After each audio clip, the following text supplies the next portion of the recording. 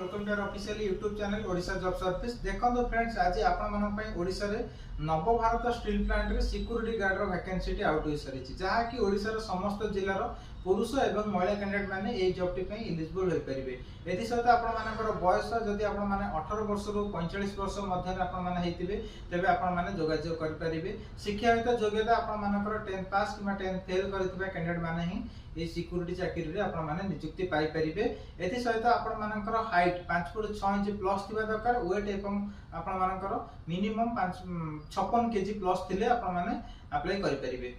Time आपण मानकर 8 घंटा एवं 12 घंटा उभय दुई गोटी शिफ्ट रहउची। पोस्टिंग लोकेशन आपण मानकर अनुगुल ढेंकानाल मध्य स्टील प्लांट रे आपण मानकर पोस्टिंग रहिबो। सैलरी आपण मानकर 8 घंटा ड्यूटी करथिले 12000 प्लस, यदि 12 घंटा ड्यूटी करछन आपण माने 16500 प्लस आपण माने सैलरी पाई परिबे। जोगाजोग करिवार शेष तारीख जुलाई लास्ट मध्य आपण माने जोगाजोग करि परिबे। अकोमोडेशन कंपनी तरफ रहया पई फ्री ऑफ कॉस्ट घर एवं खाइबा पई मेस रो सुविधा कैंटीन रो सुविधा मध्य करा जायछि।